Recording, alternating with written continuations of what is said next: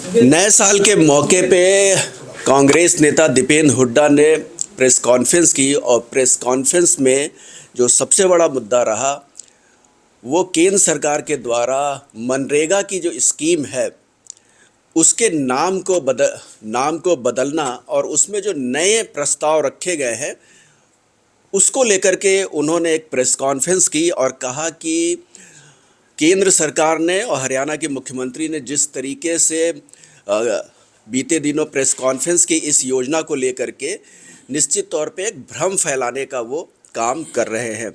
तो इसी पे बात करते हैं। हमारे साथ पीडब्ल्यूडी मिनिस्टर रणबीर गंगवा जी हैं।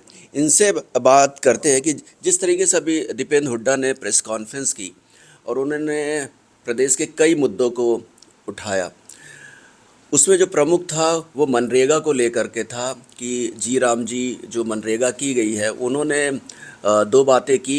एक तो 60-40 का रेशियो कर दिया गया और दूसरा ये कि बीजेपी सरकार महापुरुषों को भूल रही है।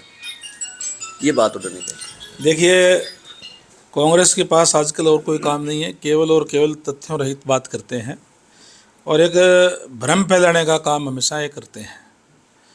जो वीबी जी राम जी लेकर के आई है योजना, ये जो पहले जो योजना थी मनरेगा की, उसके अंदर बहुत ज़्यादा कमियां थी। उस कमियां और खामियों को दूर करने के लिए जिस तरीके से घोटाले होते थे उस मनरेगा के अंदर, कहीं एक खड्डा खोद दिया फिर उड़ दिया, और वो भी मशीनों से काम करते थे, श्रमिकों से काम नहीं करवा पाते थे। इसलिए उन श्रमिकों के साथ धोखा ना हो, उस योजना के अंदर सुधार करने का काम किया है। वहीं और ज़्यादा रोज़गार इसमें देने का काम किया है। जहां केवल 100 दिन का मनरेगा के अंदर कार्य था, वो अब 125 दिन का किया गया है। और जो मशीनों से अब नहीं हो पाएगा, केवल जो श्रमिक है वो काम करेंगे।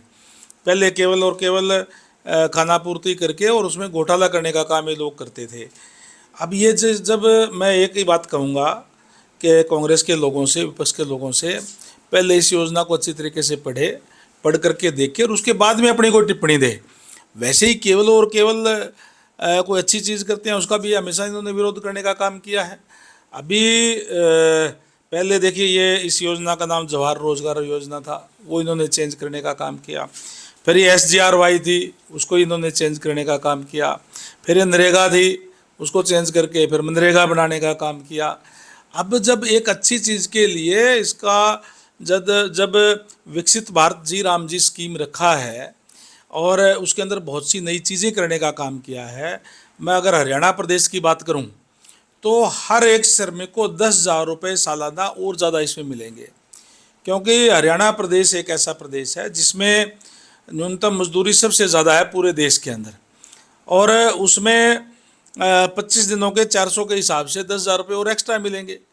हम तो ज़्यादा देने का काम कर रहे हैं, उसका भी ये विरोध कर रहे हैं। तो ये प्रदेश के देश के लोग देख रहे हैं और इनको जो है इसीलिए ये कोई भी अच्छी चीज़ है उसका विरोध करते हैं। तभी तो आज उनकी हालत ये है। लगातार इस प्रदेश के अंदर, देश के अंदर कांग्रेस की लंबे समय तक राज रहा और जब भी इनका राज रहा इन्होंने हमेशा गरीबों की अनदेखी करने का काम कर, अब भी उसका विरोध कर रहे हैं। ये मुख्यमंत्री ने कल कहा कि 50,000 साल का अब इसके जरिए जो है मजदूरों को मिलेगा इस स्कीम से, नई स्कीम से।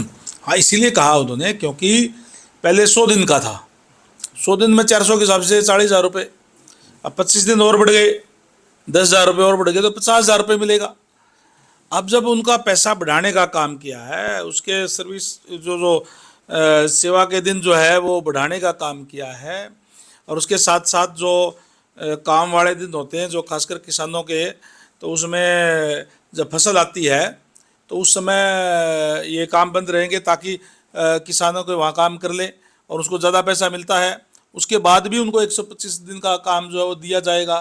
तो और ज़्यादा सुविधाएं देने का काम जो हमारी सरकार ने उसमें किया है। लेकिन जो नाम बदलने को लेकर के वो आरोप लग रहा है कि जो महापुरुष है उनको, उनका नाम बदला जा रहा है, उसकी जगह जी राम जी किया जा रहा है। देखिए, कांग्रेस पार्टी है, उनको राम के नाम से तो हमेशा ही नफरत रही। उन्होंने राम मंदिर के निर्माण का भी इन्होंने विरोध करने का काम किया था। जहाँ महापुरुषों की बात कर रहे हैं, महात्मा गांधी जी की बात कर रहे हैं, ये महात्मा गांधी जी तो राम के पुजारी थे। उन्होंने तो हमेशा राम का नाम लिया है। मैंने तो किताबों के अंदर पढ़ा है, इतिहास के अंदर, कि जब वो इस दुनिया से विदा हो रहे थे तो भी हे राम हे राम हे राम 3 बार उन्होंने राम का नाम लिया, और आज ये राम का नाम का विरोध करने का काम कर रहे हैं। बिल्कुल। वैसे भी हरियाणा में अगर कोई काम कहा जाता है, कोई भी, जैसे लोग पहली बार मुलाकात करते हैं तो राम राम करते हैं, बारिश पहली बात होती है तो कहते हैं कि राम बरस गया, और जब अनाज आता है तो राम का एक हिस्सा रख दिया जाता है। तो हरियाणा की संस्कृति में भी तो राम बसे हुए हैं। बिल्कुल, निश्चित तौर पर हम तो हर कोई भी काम, नया काम करते हैं, और कोई भी अगर हमारे घर में आता है, हम किसी के यहाँ जाते हैं तो सबसे पहले हाथ जोड़ के राम राम करते हैं। अब जी राम जी के नाम से भी इनको अगर तकलीफ है तो कोई बात नहीं, देश और प्रदेश की जनता देख रही है। दूसरा, उन्होंने 5 मुद्दे और उठाए। उन्होंने कहा कि कॉमनवेल्थ गेम अहमदाबाद में हो रहा है, जबकि हरियाणा के खिलाड़ी सबसे ज़्यादा गोल्ड मेडल लेकर के आते हैं। इसी तरह उन्होंने एक मुद्दा लोगों के सामने उठाया कि पीने के पानी को लेकर के, SYL के मुद्दे को लेकर के अभी तक सरकार जो है कोई काम नहीं कर रही है। इस मुद्दों को कैसे देख रहे हैं? देखिए, जहाँ तक SYL का मुद्दा है, हरियाणा के वो हक है, और जब से हरियाणा अलग से बना था तभी उसको ये SYL का पानी मिल जाना चाहिए था, और उसके लिए हरियाणा अपनी लड़ाई लड़ने का काम कर रहा है। निश्चित रूप से हमें वो पानी मिलना चाहिए। और जहाँ तक कॉमनवेल्थ की गेम की बात है, और ये पता नहीं किस तरह की बात करते हैं, ये गेम में, कॉमनवेल्थ गेम हो या और कोई इस टाइप का इवेंट हो जो इंटरनेशनल स्तर का है, वो एक देश का नाम बढ़ाने के लिए होता है। इन्होंने तो जब कॉमनवेल्थ गेम थे, जब दिल्ली के अंदर हुए, तब भी देश की बदनामी करवाने का काम किया, उसके अंदर भी घोटाला करने का काम किया, सबके सामने है, जग जाहिर है। 70,000 करोड़ का जो है वो कॉमनवेल्थ घोटाला करने का काम इन्होंने किया। ये लोग भी आज इस तरह की बात कर रहे हैं। धन्यवाद मंत्री जी। तो जैसा कि दीपेंद्र हुड्डा ने जो सवाल उठाए, उसका जवाब हरियाणा सरकार के कैबिनेट मिनिस्टर रणवीर गंगवा जी ने साफ तौर पे दिया कि कांग्रेस को पता नहीं क्या बात है कि वो राम के नाम पे हरदम उनको आपत्ति हो जाती है। वहीं कॉमनवेल्थ गेम के मुद्दे पे साफ तौर पे कहा कि कॉमनवेल्थ गेम जब कांग्रेस ने अपने शासनकाल में आयोजित किया था तो भ्रष्टाचार करने के अलावा कोई काम नहीं हुआ। कैमरामैन सुनील के साथ हरे राम मिश्रा, सुदर्शन न्यूज़, चंडीगढ़।